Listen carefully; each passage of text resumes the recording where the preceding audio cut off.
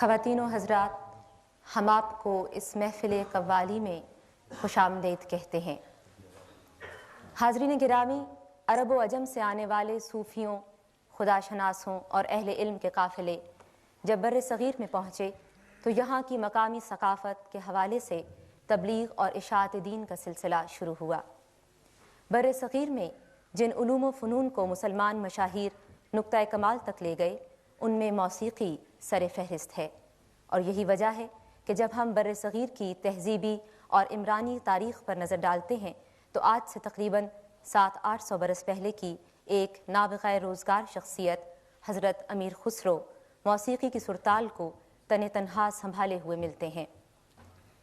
قول و اقرار کے قلبی اور روحانی معاملات کو قوالی کی صورت میں روشناس کرانے کا صحرا بھی حضرت امیر خسرو کے سر ہے، اور پھر بر صغیر کے کونے کونے میں سما کی محفلیں بپا ہونے لگیں، اور توحید اور رسالت کے ساتھ خلق خدا کی وابستگیاں قوالی کے روپ میں ڈھلنے لگیں۔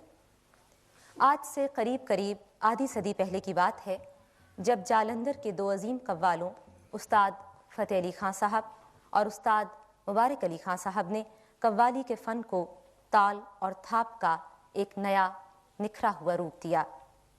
وہ جدید قوالی کے بانی تھے۔ اسی گھرانے کے چشم و چراغ استاد نصرت فتح علی خان صاحب آج ہمارے سامنے موجود ہیں۔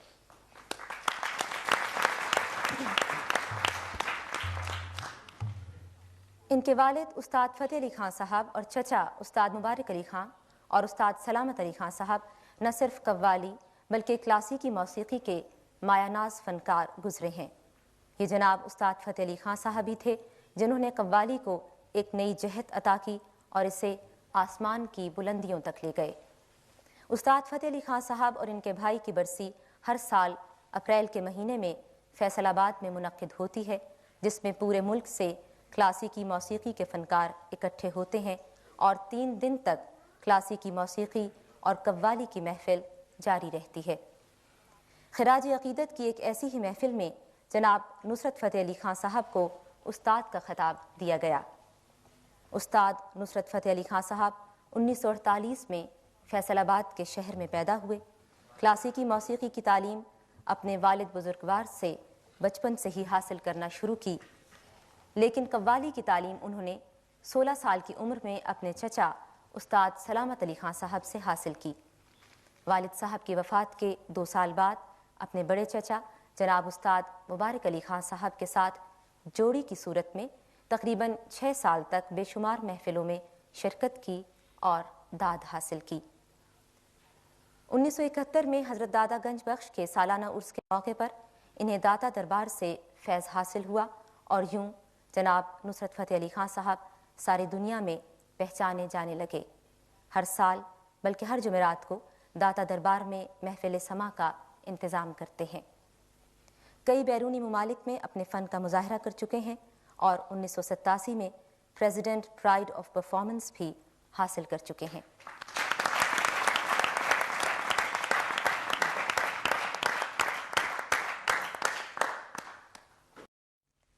آج 26 جنوری 1989 ہے اور ہم اس وقت لوک ورثہ اسٹوڈیوز میں استاد نصرت فتح علی خان صاحب سے کچھ بات چیت کر رہے ہیں۔ خان صاحب، سب سے پہلے تو ہم آپ سے یہ پوچھیں گے کہ آپ کی پیدائش کہاں پہ ہوئی، اور اگر آپ کو سن یاد ہو تو؟ سن مجھے یاد ہے جی۔ اچھا۔ 13 اکتوبر 1948 میں لائل پور میں موجودہ فیصل آباد میں میری پیدائش ہوئی۔ اچھا، اور آپ کے کل کتنے بہن بھائی ہیں؟ میری 4 بہنیں اور ہم 2 بھائی ہیں، میرے چھوٹے فرق اور میں۔ اچھا، تو موسیقی تو خیر آپ کے گھرانے میں شروع سے رہی ہے؟ جی، ہمارا گھرانہ موسیقی کی نمائندگی کرتا چلا آ رہا ہے۔ تو آپ کے دوسرے بھائیوں نے بھی اس فن کو اپنایا؟ اس میں ہمارے تایا استاد مبارک علی خان کے بیٹے ہیں مجاہد علی خان۔ اچھا۔ اور میرے چھوٹے تایا استاد سلامت علی خان کے بیٹے ہیں اسد علی خان۔ اچھا۔ اور میرے چچا نوازش علی خان کے بیٹے ہیں کوکب علی خان۔ اچھا، وہ ہمارے ساتھ سنگت کر رہے ہیں۔ اچھا خان صاحب، آپ کی شادی کب ہوئی؟ میری شادی 1979 میں۔ اور آپ کے ماشاءاللہ بچے کتنے ہیں؟ 1 بچی ہے جی۔ اچھا، آپ کے والد استاد فتح علی خان صاحب کا انتقال کس سن میں ہوا تھا؟ میرے والد استاد فتح علی خان صاحب کا انتقال 1964 12 مارچ 1964 میں 1964 میں. اچھا، آپ نے بتایا کہ آپ کی پیدائش فیصل آباد میں ہوئی، تو کیا آپ کے والد بھی شروع سے ہی فیصل آباد میں تھے جی نہیں، یا کہیں ہمارے سے؟ والد صاحب جو تھے وہ بستی شیخ جلندر، اس سے پہلے ہمارے بزرگ جو تھے وہ ابتدائی افغانستان سے ہجرت کر کے آئے انڈیا میں. اچھا تو آ کر انہوں نے ہمارے جلندر میں ایک مشہور تھے شیخ درویش، ان کے ساتھ ہی وہ وہاں سے آئے تھے.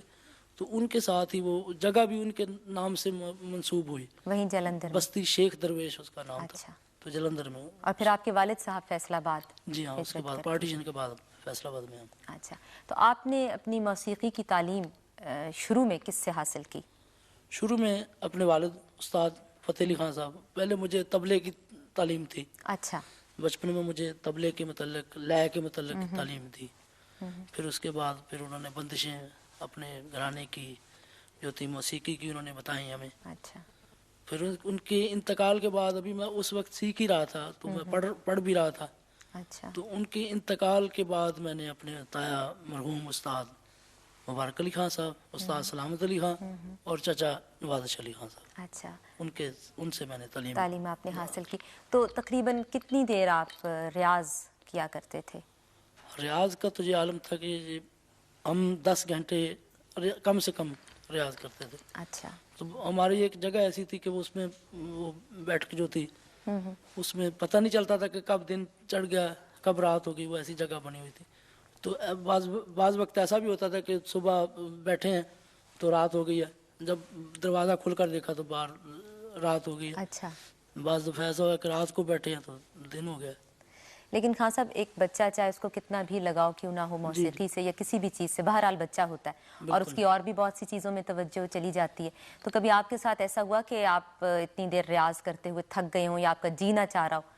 تو ہاں جی، بعض دفعہ پہلے شروع میں جب مجھے بتایا انہوں نے جی تو بعض دفعہ وہ کچھ مٹھائی وغیرہ کا لالچ دے کے انہوں نے مجھے شروع کروایا. اچھا، بعض دفعہ ایسا ہوتا تھا کہ میں سو جاتا تھا، میں ضد کرنے لگ گیا تو انہوں نے مجھے جگا کر کہا کہ یہ بیٹے لو مٹھائی کھاؤ اور یہ چیز یاد کرو، یہ ریہرسل کرو. مٹھائی تو کھلائی، کبھی ڈانٹ وغیرہ بھی ہاں پڑی؟ بہت ڈانٹ پڑی جی. بعض دفعہ ایسا ہو گیا کہ میں سو گیا، یاد نہیں کیا، انہوں نے مارا بھی اچھا، اور ڈانٹ بھی تھی. یعنی ہر طرح کی چیز جو ہے وہ آپ نے جس طرح سے بھی انہوں نے سکھانے کی کوشش کی کہ جیسے بھی یہ سیکھ سکے. بعض دفعہ ایسا ہوتا تھا کہ میں جب شروع میں قوالی میں شروع ہوا تو صرف ایک چیز گا کر میں جا کے سو جاتا تھا. اچھا، تو باقی وہ تمام رات گاتے رہتے تھے میرے تایا.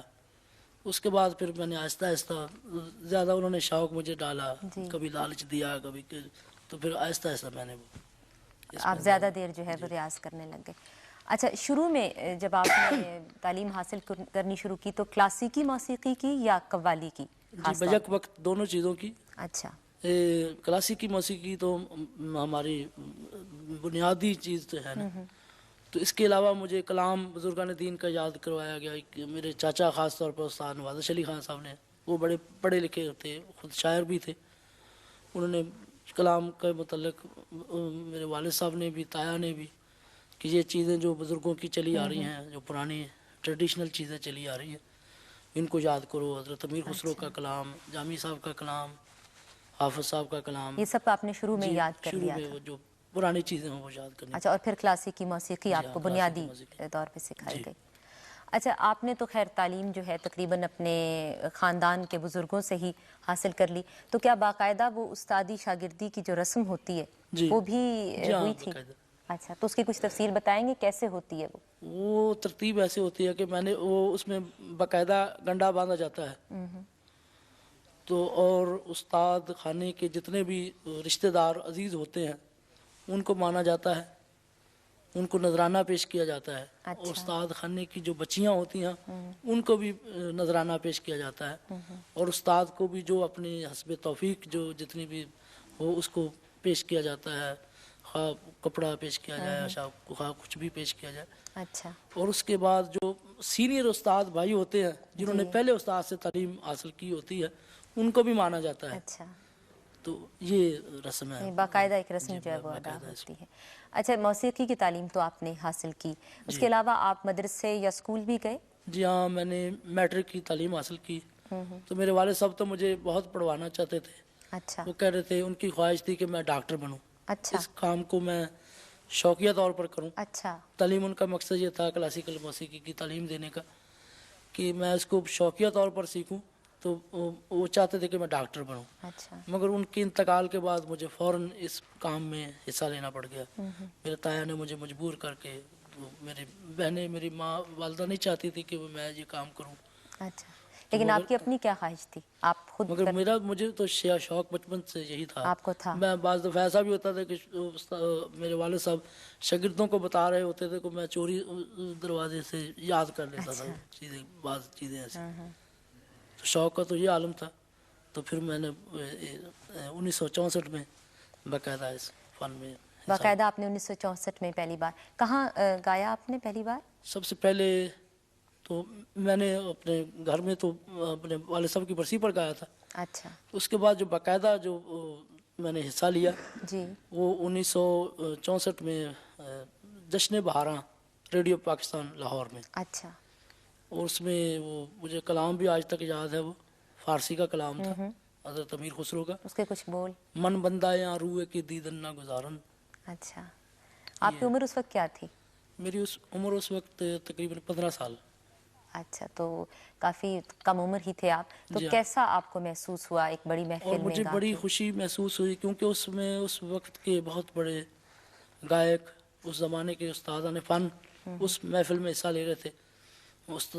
ملکہ موسیقی روشنارہ بیگم، استاد چھوٹے غلام علی خان، استاد امید علی خان صاحب، اچھا استاد سلامت علی خان صاحب، نزاکت علی خان صاحب، استاد فتح علی خان، امانت علی خان، غلام حسن شگر، استاد غلام حسن شگر، اور اس کے بعد فریدہ خانم، مہدی حسن، اس جو بڑے سینئر لوگ تھے اس پروگرام میں حصہ لیا. تو مجھے پہلی دفعہ اس پروگرام میں پرفارمنس میں نے کی. تو سب نے، کیونکہ اس وقت نیا میرے والد صاحب کا انتقال ہوا تھا، تو وہ لوگوں کو بڑے وہ دیکھتے تھے کہ یہ اب پارٹی کا جو کیا وہ معیار وہ نہیں رہا. تو جب میری پرفارمنس انہوں نے دیکھی تو میرے تایا کو انہوں نے مبارکباد دی کہ اللہ تعالیٰ اس بچے کو بہت، یہ اس میں خوبی موجود ہے، تو یہ اللہ کی مہربانی سے اس میں وہ بات نظر آ رہی ہے، یہ آگے نکلے گا. مبارکباد دی انہوں نے. اچھا آپ ویسے کون کون سی زبانوں میں کلام گا لیتے ہیں؟ ہم اردو، پنجابی، فارسی، سرائکی اور عربی، ہندی پوربی. اچھا خان صاحب اب اپنے گھرانے کے بارے میں، موسیقی کا گھرانہ جس سے آپ کا تعلق ہے اس کے بارے میں کچھ فرمائیے کہ کس گھرانے سے خاص طور پہ آپ کا تعلق ہے؟ ہمارا گھرانہ دھربت کا چلا آ رہا ہے جی، تقریباً 500 سال سے. ہمارے بزرگ استاد صاحب داد خالق داد خان انہوں نے باقاعدہ دھربت کا گانا اختیار کیا. تو ہمارا اس گھرانے کا تعلق جو ہے وہ ڈاگر خاندان، استاد برہم خان جی کے خاندان سے، سینیوں سے ہوتا ہے اچھا دھربت کا. اور کچھ ہمارے بزرگوں نے خیال کی گائکی اپنا قوال بچوں کے گھرانے سے اچھا شاگردی کی، اور خیال کی گائکی جو ہے وہ ہماری اس طرف سے. اچھا جی، تو آپ کیا سمجھتے ہیں کہ آپ کے گھرانے کے گائکوں کا جو ایک مخصوص اور منفرد انداز ہے اس کی کیا وجہ ہے؟ ہمارے خاص جو آپ قوالی میں تو ہمارے جو ہے نا وہ اس تلفظ، گرا، تضمین، بول بانٹ، لے کاری، ان چیزوں کا خیال رکھا جاتا ہے. راگ کی صحیح خوانی کا خیال رکھا جاتا ہے. اگر کوئی دھن کسی راگ میں شروع ہوئی ہے تو اس راگ کی صحیح خوانی کا، آروہی امروہی کا خیال رکھا جاتا ہے. اگر کسی مشر میل ٹھاٹ میں چیز دھن شروع ہوئی ہے تو اس ٹھاٹ میں جتنے بھی راگ، جتنے اس کے نزدیک کے راگ ہیں ان کو ہم اس میں شامل کر کے تو گایا جاتا ہے. اچھا تو یہ خاص طور پر ہمارے بزرگوں کی اور ہمارے گھرانے کی کہ آپ جو ہے راگ کو اس میں شامل کر کے. جی ہاں، یہ چیزیں جو بنیادی چیزیں ہیں یہ ان کو ہم بہت زیادہ اس کا خیال رکھتے ہیں، لے کاری کا، بول بانٹ کا. تو آج کل آپ ذاتی طور پہ راگ اور قوالی میں سے کس کو زیادہ ترجیح دیتے ہیں؟ بنیادی طور پر تو مجھے کلاسیکل راگ مجھے پسند ہے، مگر میں کیونکہ میری جو ہے مجھے فخر ہے کہ میں قوال کی حیثیت سے میرا نام جو ہے کیونکہ ہمارا گھرانہ بھی قوالی کا اور کلاسیکل کا چلا رہا ہے، اور مجھے یہ فخر ہے کہ میں اپنے بزرگوں کے نقش قدم پر چل رہا ہوں۔ لیکن ویسے اگر آپ کو یہ ایک دیا جائے کہ جی آپ یا تو راگ گائیے اور یا قوالی گائیے، تو آپ کسے چننا پسند کریں گے دونوں میں سے؟ نہیں، وہ تو میں نے چنا ہوا ہے کہ میں نے قوالی کو زیادہ ترجیح اچھا، دے رہا چنا ہوں، ہوا ہے، مگر اس کے بغیر ہماری قوالی میں بھی وہی نظر آئے گا آپ کو۔ یعنی یہی تو آپ کی انفرادیت ہے یہ کہ ہماری آپ انفرادیت یہی ہے کہ ہم راگ کو ہم نہیں چھوڑتے، کلاسیکل کو ہم کبھی نہیں چھوڑتے۔ اچھا خان صاحب، ایک ہماری معلومات کے لیے آپ یہ بتائیے کہ قول اور ترانہ کیا ہے؟ قول حضرت امیر خسرو کی ایجاد ہے، ترانہ بھی ان کی ایجاد ہے۔ قول کے جو بول ہوتے ہیں مثلاً بندشیں ہیں، قال رسول مدینۃ العلم علی بابھا، یہ ایسے بول جو حدیثوں کو اچھا، ان کی بندش راگوں میں اور تالوں میں جو کی ہے اس کو قول کہا جاتا ہے۔ اچھا، اور جو قول تھے ہیں اس کے باقاعدہ 3-4 تالوں میں اس کا ہوتا ہے، تو وہ تال بدلتے رہتے ہیں، راگ کی شکل جو ہے وہ بدل جاتی ہے، تو ان کو مرکب کو بنا کر ایک قول بنایا جاتا ہے۔ اچھا، تو اور جیسے ترانہ جو ہے اس میں بول جو ہوتے ہیں تو تانوم در در توم، یہ حضرت امیر خسرو کی ایجاد ہے، اس میں فارسی کے بول انہوں نے شامل کیے۔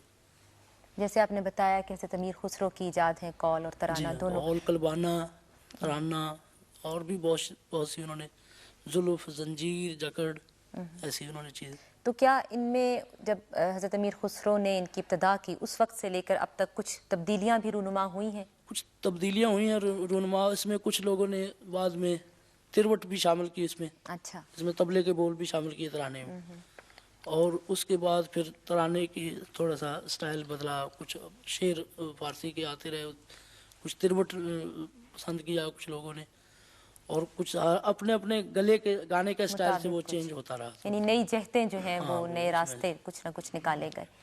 اچھا، ہم نے اردو میں، پنجابی اور فارسی میں تو قوالی سنی، لیکن اس کے علاوہ اور بھی کچھ زبانیں ہوں گی جن میں قوالی جی، گائی قوالی جاتی عربی ہے؟ میں بھی گائی جاتی ہے، اچھا، قوالی ہندی پوربی میں بھی گائی جاتی ہے، تو سرائکی میں بھی گائی جاتی ہے۔ اچھا، تو ان زبانوں کے فرق کی وجہ سے کیا قوالی کے انداز میں بھی کوئی فرق پیدا جی ہاں، ہوتا اس میں انداز فرق ہوتا ہے۔ مثلاً یہ حضرت امیر خسرو کی یہ وہ چیز ہے، میں تو پیا سے نینا لگا ہی رہے، میں چھاپ تلک منہ سے چینی رہے، اس کا انداز ٹھمری انداز کا یہ گانا ہوتا ہے، پورب بنگ، اس میں گائکی کا انداز بھی وہی ہوگا، اچھا، وہ بولوں کے لحاظ سے ان کی مناسبت کے ساتھ وہ گائکی کا انداز بھی بدل جائے گا۔ بدلتا ہے ہاں انداز؟ جی، اس میں ہم تانے نہیں کہہ سکتے، اس میں ہم ایسے وہ کچھ نہیں کہہ سکتے اچھا، جی، اس کو مخصوص اسی انداز میں گانا پڑے گا۔ اچھا، اچھا، آپ کے ساتھ بہت سے ساتھی بھی ہیں، تو جی ہاں، یہ جہاں ان کا دل چاہتا ہے بیٹھ جاتے ہیں یا کوئی جگہ مخصوص نہیں، ہے ہم ان کے نے ان لیے؟ کو باقاعدہ اچھا، ریہرسل کے دوران اور ان کو بتایا ہوا کہ آپ نے یہاں بولنا ہے، اچھا، اور جب میں کبھی ایسی کوئی بول بانٹ یا گرا کے شعر کہہ گیا ہوں تو پھر آواز لگاتے ہیں، پھر دوسرا شعر کہوں تو پھر کوئی اور آواز لگاتا ہے۔ کچھ نام بھی تو ہوتے ہیں جو بڑا قوال ہوتا ہے، کچھ اصطلاحیں بھی تو ہوتی ہیں آپ کی، جو تالی بجانے والے ہوتے ہیں۔ جی ہاں، یہ ہمارے ساتھ کورس میں تالی بجانے والے بھی ہوتے ہیں۔ آپ کچھ تعارف اگر ان کا کروا یہ دیں تو؟ میرے بھائی ہیں، جی، فاروق فتح علی خان، اچھا، اور یہ میرے تایازاد بھائی ہیں، مجاہد مبارک علی، اچھا، وہ میرے شاگرد ہیں، رحمت علی، اچھا، اور وہ ہیں ہمارے والد صاحب کے ماننے والے ہیں، استاد اپنا مبارک علی۔ اچھا، تو یہ ہے میرے تایازاد بھائی اچھا، اسد علی، اور یہ ہے میرا شاگرد الیاس، یہ ہے خالد، وہ نفیس، اچھا، وہ بابر علی، وہ ہیں کوکب علی میرے چچا زاد بھائی، اور یہ ہیں میرے طبلہ نواز جو کافی دیر سے ہمارے ساتھ، یہ استاد اللہ رکھا خان کے شاگرد ہیں، اور بڑی دیر سے ہمارے ساتھ یہ سنگت کر رہے ہیں، دلدار حسین۔ اچھا، اچھا خان صاحب، آپ کو جو منفرد مقام حاصل ہے بر صغیر میں قوالی گانے میں، اس کی کوئی خاص وجہ آپ سمجھتے ہیں؟ میرے خیال میں تو یہی وجہ ہے کہ ہمارا سٹائل جو ہے دوسروں سے الگ اسی وجہ سے ہے کہ ہم کلاسیکی موسیقی کو زیادہ ترجیح دیتے ہیں، اور ہماری بنیادی جو ہے اس کو ہم جو اس میں ہونا چاہیے قوالی میں، تضمین، بول بانٹ، لے کاری، ان سب چیزوں کو، تکرار، تو اس کا ہم خیال رکھتے ہیں، تو اسی وجہ سے ہماری یہ آپ کو مقبولیت ہے۔ مخصوص مقام حاصل ہے۔ اچھا، آپ نے تو جوڑی کی صورت میں بھی گایا ہے؟ ہم جوڑی کی صورت میں کلاسیکل گایا جاتا ہے. کلاسیکل، ہم جی. میں اور فرق علی اچھا میرے بھائی، ہم برسی پر ہمارے ہر سال برسی منائی جاتی ہے. اچھا استاد فتح علی خان مبارک علی خان کی ہم جب سے منائی جاتی ہے اس میں حصہ لیتے ہیں ہم. اچھا یہ دونوں بھائی کلاسیکل. اس کے علاوہ ہم فرانس میں گئے ہیں. ہمیں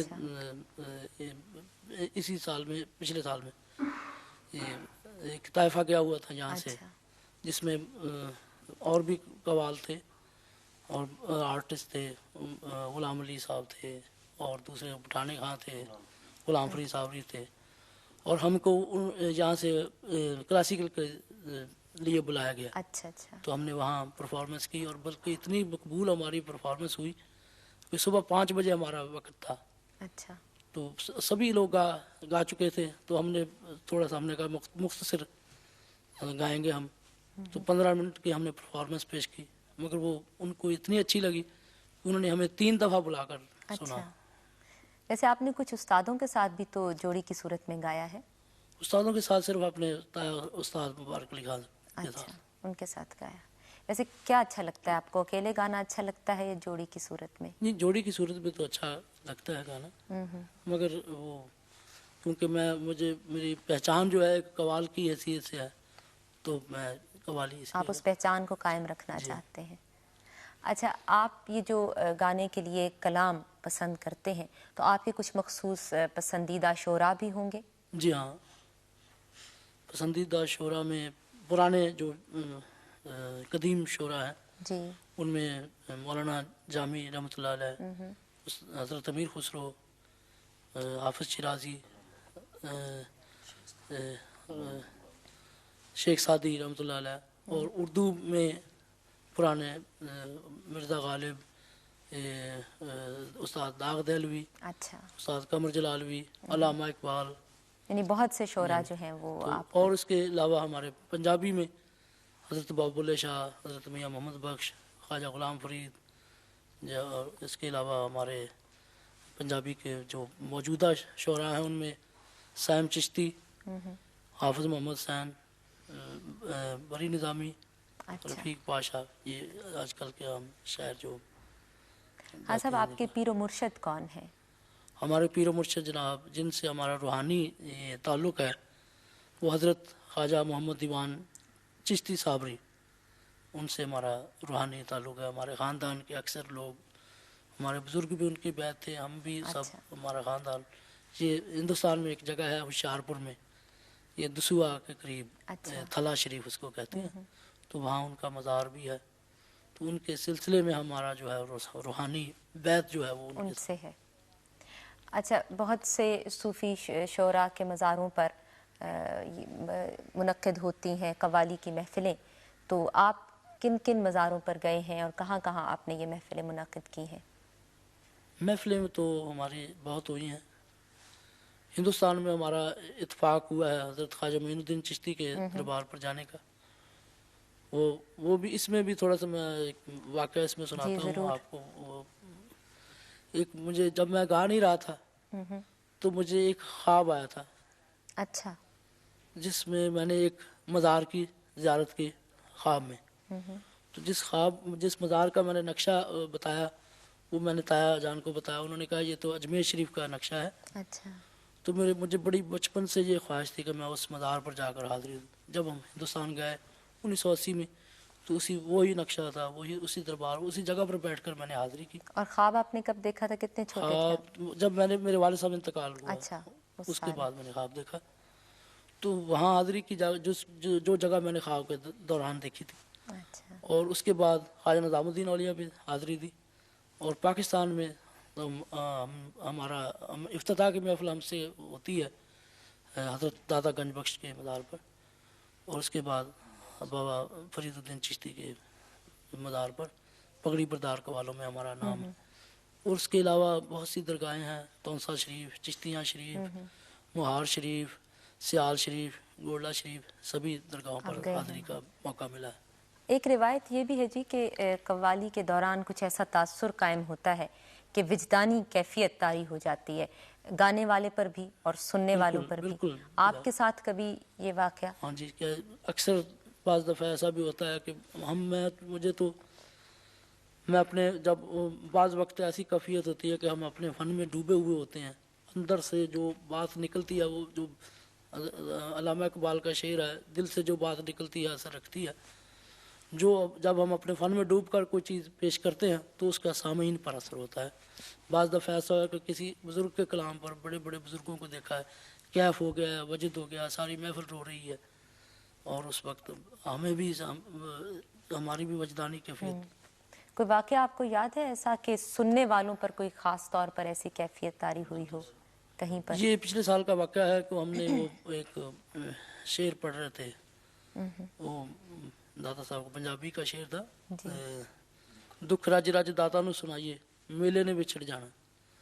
تو اس مصرے کا اور اس دھن کا لوگوں پر اتنا اثر ہو گیا، ہم پر بھی اتنا اثر ہو گیا کہ تمام وہ ہزاروں کی تعداد میں مجمع تھا، وہ ہزاروں کی تعداد میں وہ لوگ کھڑے ہو گئے اور ہزاروں قطار رو رہے ہیں اور ہم بھی کھڑے ہو گئے رو رہے ہیں۔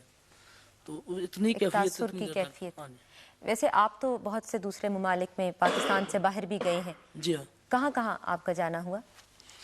ہم سب سے پہلے انڈیا میں گئے، اچھا 1980 میں راج کپور کے بیٹے کی شادی پر گئے تھے، اور اس کے بعد پھر ہم متحدہ عرب امارات، سعودی عرب، مصر، پھر اس کے بعد ناروے، ڈنمارک، سویڈن،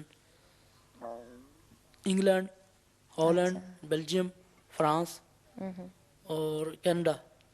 یعنی یورپ کے اور اس طرف کے ممالک، تقریباً بہت سے ممالک میں آپ گئے۔ تو وہاں پہ کیا لوگ جو ہیں اس فن کو سمجھ لیتے ہیں، تاثر ان پر بھی قائم ہوتا ہے ویسے ہی جیسے یہاں پہ ہوتا ہے؟ بہت اثر ہوتا ہے جی ان کا، بلکہ ہم تو حیران رہ گئے کہ یہ لوگ اتنے شوق سے، ہم جاپان میں بھی ہم گئے ہیں تو اتنا لوگوں نے اتنے شوق سے اور ذوق سے سنا کہ ہم حیران رہ گئے کہ یہ ہماری زبان کو بھی نہیں سمجھ رہے اور مگر سن رہے ہیں اتنے شوق سے۔ بلکہ جاپان میں تو ایسا ہو گیا کہ ہم نے ان کو بتانے کی کوشش کی کہ ہم یہ کلام پیش کر رہے ہیں فرانس میں اور جاپان میں، مگر انہوں نے کہا کہ آپ ہمیں بتانے کی کوشش نہ کریں، اپنی پرفارمنس جاری رکھیں، ہم بعد میں اس کا ترجمہ کر لیں گے۔ جاپان والوں نے تو ایسا کیا کہ وہ کمپیوٹر کے ذریعے ایک طرف سے انہوں نے آلے لگائے ہوئے تھے، ایک طرف سے ترجمہ ہو رہا ہے تو ایک طرف سے آواز آ رہی موسیقی، تو ہم بڑے حیران رہ گئے اور انہوں نے اتنے سکون سے سنا ہے، بلکہ انہوں نے ہمیں سوال کیے، سب سے زیادہ انہوں نے ہمارے فن کو پسند کیا گیا۔ اس میں دوسرے ملکوں میں گئے ہوئے تھے، ترکی کا، جاپان کا۔ آپ ایک وہ کوئی فرانس کا واقعہ بھی سنا رہے تھے؟ جی ہاں، فرانس کا ہم یہ گئے ہوئے تھے ہم کلاسیکل کے پروگرام میں، تو جس میں سبھی فنکار اپنے اپنے ٹرن بائی ٹرن اپنا اپنا پروگرام پیش کر رہے تھے، تو ہمارا سب سے آخر میں پروگرام تھا، تو کلاسیکل کی ہم نے نمائندگی کر رہے تھے۔ اچھا، تو میں نے کہا کہ یہ تمام رات سے یہ لوگ جاگتے رہے ہیں تو صبح کے 5 بج گئے ہیں، تو اس کو ہم شارٹ کریں پروگرام کو۔ میرے ساتھ سنگت طبلے پر تاریخ کر رہا تھا، تو میں نے اسے کہا کہ اس کو تھوڑا سا بلمپت میں اس کو نکال دیتے ہیں، جو درد کا حصہ ہے جھپتال میں اس کو ہم پیش کرتے ہیں۔ ایسا ہی کیا ہم نے۔ وہ اللہ کی مہربانی سے پروگرام اتنا مقبول ہوا کہ انہوں نے 3 دفعہ میں بلا کر سنا، تو 7 بجے تک پھر ہم گاتے رہے صبح۔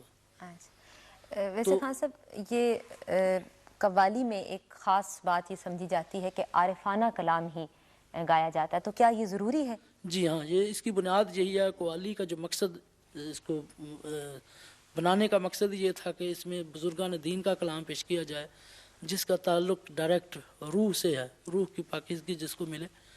حضرت خواجہ معین الدین چشتی نے اس کے متعلق جو چیزیں بیان کی ہیں اس میں یہ خصوصی طور پر یہ کہا گیا ہے کہ اس کو ایسے لوگوں ایسے سننا چاہیے، گانے والے کو باوضو ہونا چاہیے، باشرہ ہونا چاہیے، سننے والے کو باشرہ ہونا چاہیے، باوضو ہونا چاہیے۔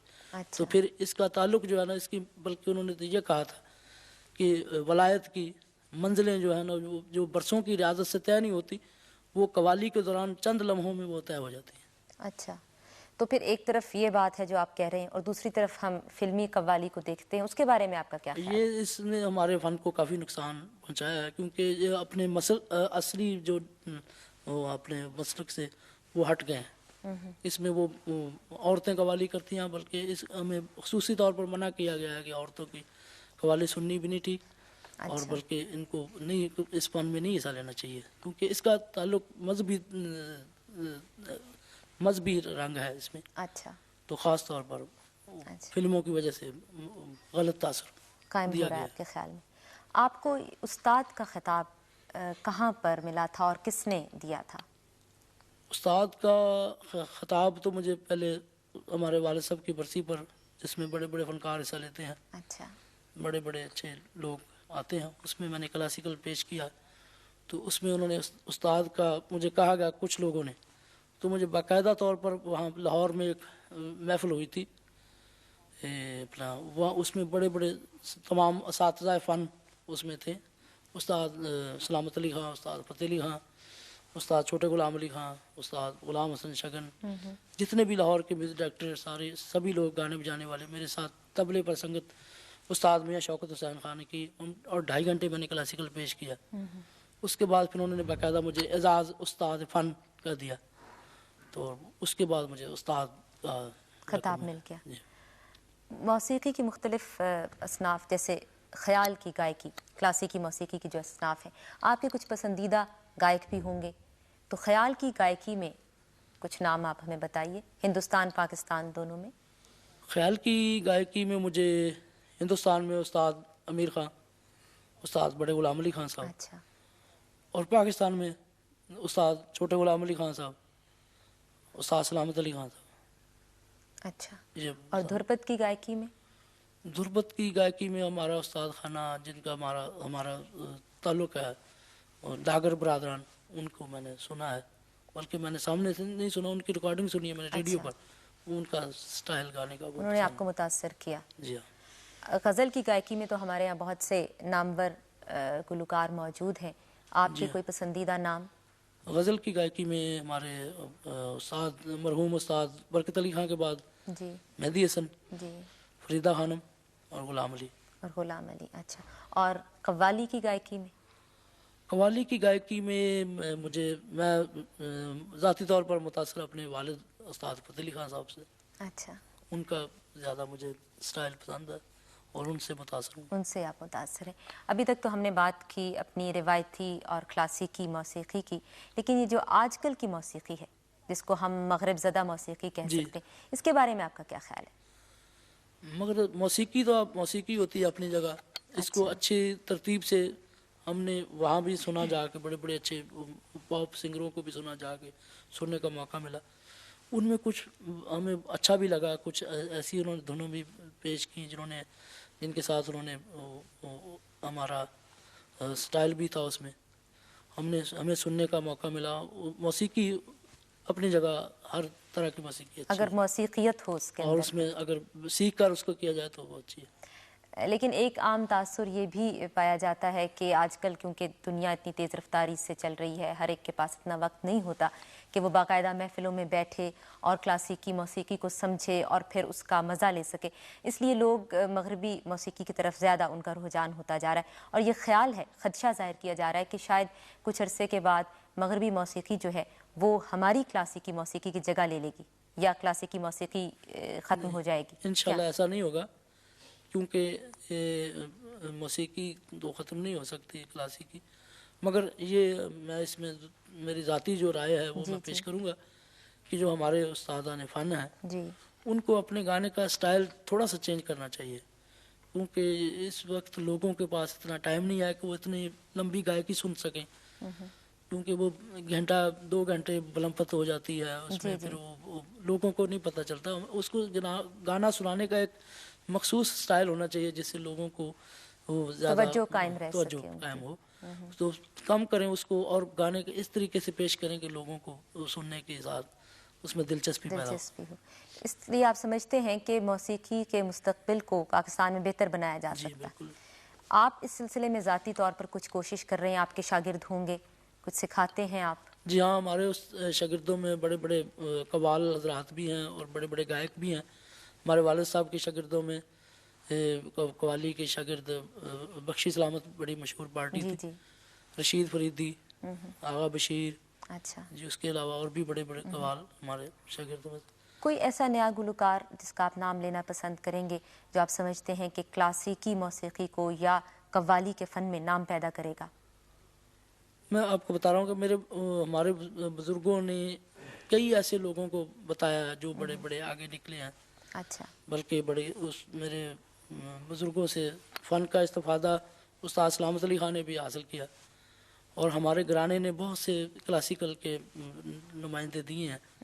استاد صادق علی خان مانڈو، موسیقی تو ختم نہیں ہو سکتی کلاسیکی، مگر یہ میں اس میں میری ذاتی جو رائے ہے وہ جی میں جی پیش کروں گا کہ جو ہمارے استادان فن ہیں جی ان کو اپنے گانے کا سٹائل تھوڑا سا چینج کرنا چاہیے، کیونکہ اس وقت لوگوں کے پاس اتنا ٹائم نہیں ہے کہ وہ اتنی لمبی گائیکی سن سکیں، کیونکہ وہ گھنٹہ 2 گھنٹے بلمپت ہو جاتی ہے اس میں، جی پھر جی وہ لوگوں کو نہیں پتہ چلتا۔ اس کو گانا سنانے کا ایک مخصوص سٹائل ہونا چاہیے جس سے لوگوں کو وہ زیادہ توجہ قائم رہ توجہ سکے ان کی۔ قائم ہو، تو کم کریں اس کو اور گانے کے اس طریقے سے پیش کریں کہ لوگوں کو سننے کے ساتھ اس میں دلچسپی پیدا ہو۔ دلچسپی ہو، اس لیے آپ سمجھتے ہیں کہ موسیقی کے مستقبل کو پاکستان میں بہتر بنایا جا جی سکتا ہے۔ بالکل۔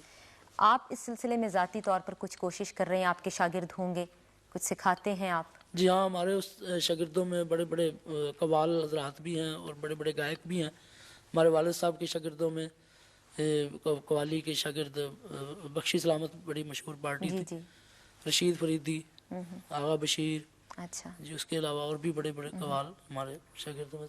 کوئی ایسا نیا گلوکار جس کا آپ نام لینا پسند کریں گے جو آپ سمجھتے ہیں کہ کلاسیکی موسیقی کو یا قوالی کے فن میں نام پیدا کرے گا؟ میں آپ کو بتا رہا ہوں کہ ہمارے بزرگوں نے کئی ایسے لوگوں کو بتایا جو بڑے بڑے آگے نکلے ہیں، اچھا بلکہ بڑے اس میرے بزرگوں سے فن کا استفادہ استاد سلامت علی خان نے بھی حاصل کیا، اور ہمارے گھرانے نے بہت سے کلاسیکل کے نمائندے دیے ہیں، استاد صادق علی خان مانڈو، استاد اچھا، غلام حیدر، اور بھی بہت سے لوگ۔ تو آپ کا خیال ہے کہ یہ فن چل رہا اس ہے؟ کو فن کو چلنا چاہیے، اور یہ انشاءاللہ ہماری بھی کوشش یہی ہے، اور بلکہ اس میں تھوڑا سا ہماری حکومت کو بھی تعاون کرنا چاہیے جی تاکہ جی بالکل، اکیڈمیاں بنیں، لوگوں کو سیکھنے کا موقع ملے، زیادہ سے زیادہ اس کو فن کو فروغ دیا جائے۔ حکومت کی سطح پر ہاں کوششیں جی ہونی بالکل، چاہیے، اس میں ایک لیکن اکیڈمی بننی چاہیے، اور لوگوں کو جو اس میں دلچسپی رکھتے ہیں وہ اس میں باقاعدہ لوگ سن تو لیتے ہیں، مگر ان کو پتہ نہیں ہوتا کہ ہم کیا سن رہے ہیں، کیا پیش کیا جا رہا ہے۔ اگر لوگ سمجھے کہ جو پیش کرنے والا ہے جو اس کے فن کو سمجھنے کی کوشش کریں تو یہ بہت اچھا طریقہ ہوگا۔ اچھا جی، موسیقی کی بات تو ہم نے بہت کی، آپ یہ ہمیں بتائیں کہ موسیقی کے علاوہ آپ کے کوئی مشاغل ہیں؟ موسیقی کے علاوہ مجھے ہاکی اور کرکٹ دیکھنے کا شوق ہے، دیکھنے کا شوق ہے؟ ٹی وی اچھا پر جب بھی کوئی ایسا موقع ہو تو۔ اچھا، اس میں بھی ویسے آپ کو کوئی تال وال نظر آتی ہے؟ نہیں، باقاعدہ اس میں ٹیمپو ہوتی ہے، اچھا، اس میں وہ جو ایک ذہن بنا ہوتا ہے، ردم ہوتا ہے۔ ہاں ردم ہوتا ہے۔ آپ کی زندگی کی کوئی بہت بڑی خواہش؟ میری یہی خواہش ہے کہ میں اچھے سے اچھا گاؤں، اور بھی اس میں مجھے اپنے فن میں مزید ابھی اور کمی نظر آ رہی ہے، اس کو فن میں آگے بڑھاؤں، اور آگے ہمارے خاندان میں کوئی اور بھی بچہ گائے۔ آپ کی یہ خواہش یہ ہے؟ ہماری خواہش۔ خان صاحب، آپ کا یہ جو انٹرویو ہم نے ابھی کیا ہے یہ ہمارے پاس محفوظ رہے گا، اور آئندہ آنے والے لوگ بھی آپ کی ذات کے بارے میں، آپ کے فن کے بارے میں اسی انٹرویو کے حوالے سے بہت کچھ جان سکیں گے۔ تو آپ کوئی پیغام دینا چاہیں گے آنے والے وقت کے لوگوں کے لیے؟ آنے والے لوگوں کے لیے یہی میرا پیغام ہے کہ اس کو اچھا گانا سنیں، اس کو صحیح طریقے سے صحیح خوانی پر جو ہے وہ سننے کی کوشش کریں، یہی میرا پیغام ہے۔ اس کو موسیقی کو سمجھنے کی کوشش کریں، سننے کی کوشش کریں۔ ہاں صاحب، یہ جو آپ کے ساتھی بیٹھے ہیں ان کی یہ مخصوص کچھ جگہیں ہیں، تو آپ ان کے بارے میں ہمیں بتائیں گے کہ یہ کہاں اور کیوں بیٹھے ہیں ان جی، پوزیشنز یہ میں؟ میرے ساتھ میرے چھوٹے بھائی اچھا فرق فتح علی خان، جی، یہ ہارمونیم پر سنگت کرتے ہیں، اچھا اس کے علاوہ دھنیں کمپوز کرنے میں بھی میری مدد کرتے ہیں، اور اکثر ہماری قوالی کی جو دھنیں ہیں جو یہی کمپوز کرتے ہیں۔ اور اس کے بعد مجاہد مبارک علی خان، یہ الاپ کرتے ہیں، الاپ کرتے ہیں، قوالی اچھا کے دوران جو ہم راگ میں اس میں الاپ کرتے ہیں۔ وہ رحمت علی ہیں، اچھا وہ بھی جب میں وہ گرا کے شعر کہہ کے ہٹتا ہوں اس میں تھوڑا سا اس کو دہراتے ہیں، اچھا یا اس میں وہ آواز لگاتے ہیں، آواز کے ذریعے مجھے تھوڑا سا آمد سوچنے کا موقع ملتا ہے۔ اور مبارک علی خان، ان کا بھی یہی کام ہے۔ اچھا تو اس کے بعد میرے پیچھے ہیں اسد علی خان، جی یہ میرے تایا زاد بھائی بھی ہیں، جی جی اور یہ کورس سنگروں میں ہمارے نمایاں حیثیت رکھتے ہیں. اور اس کے ساتھ الیاس حسین ہے, یہ پروموٹ کرتے ہیں, کوئی شعر کوئی ذہن میں نہ ہو تو اس کو وہ دہراتے ہیں تاکہ. اچھا, پرومپٹر ہے. جی, وہ خالد ہیں, یہ کورس سنگر ہیں. وہ نفیس احمد ہیں, وہ بھی کورس سنگر ہیں. وہ بابر علی ہیں, کورس سنگر ہیں. اور وہ ہمارے چچا زاد بھائی ہیں کوکب علی, وہ بھی کورس سنگر ہیں. اور یہ ہمارے ملک کے مشہور طبلہ نواز ہیں دلدار حسین. اچھا, تو یہ ہمارے ساتھ بچپن سے سنگت کر رہے ہیں اور بہت بڑے استاد اللہ رکھا خان کے شاگرد ہیں. اچھا, یہ بھی بتائیں ہمیں آپ یہ ہمارے محفل میں بیٹھے ہیں. جی جی, مینیجر صاحب ہیں محمد اقبال صاحب. اچھا, اب ہمیں یہ بھی بتائیے جی کہ آپ کے جو کچھ بڑے مشہور آئٹمز ہیں جن کی وجہ سے لوگوں نے آپ کو بہت زیادہ پسند کیا. کچھ آئٹم ہمارے جو ہیں وہ ای ایم آئی میں ریکارڈنگ ہم نے کی. اچھا, سب سے پہلے وہ ہمارا چھوٹا سا وہ ای پی جس کو کہتے ہیں, اس میں ہم نے وہ ریکارڈ کیا تھا نی میں جانا جوگی دا نال بلے شاہ کی کافی. اچھا, اور دوسری تھی تیرے بچوں رب دسدا, یہ مقبول آئٹم ہوئے. اس کے بعد پھر ہم نے حق علی علی, اچھا, یہ اور میرا یہ چرخان و لکھا کھڑے, یہ ای ایم آئی میں ریکارڈنگ. اس کے بعد پھر ہماری اکثر قوالیاں رحمت گراموفون میں ہوئی ہیں اور اس میں بہت ہی مقبول ہوئی ہیں. وہ یاداں بچھڑے سجن دیاں آئی ہیں. اچھا, جی, علی دم دم, میں کھیڑیاں دے نہیں وسنا. جی, ایسے پنجابی کے میاں محمد بخش کا کلام, سلطان العارفین حضرت باہو رحمۃ اللہ کا کلام. اچھا, یہ سب ریکارڈنگ ہم نے رحمت گراموفون کرائی تو بہت مقبول ہوئے. آپ نے بتایا کہ کرکٹ اور ہاکی آپ کے موسیقی کے علاوہ جو مشاغل ہیں. جی ہاں, اس کے علاوہ بھی تو کچھ شوق ہاں جی, ہوں گے مجھے انگریزی فلمیں دیکھنے کا شوق ہے. اچھا, انگریزی فلمیں دیکھنے کا بھی شوق ہے. اچھا جی, اچھا, انگریزی فلمیں کون کون سی, کس قسم کی انگریزی فلمیں پسند ہیں؟ انگریزی فلم مجھے ایڈونچر فلمیں زیادہ پسند ہیں. اچھا, ایڈونچر.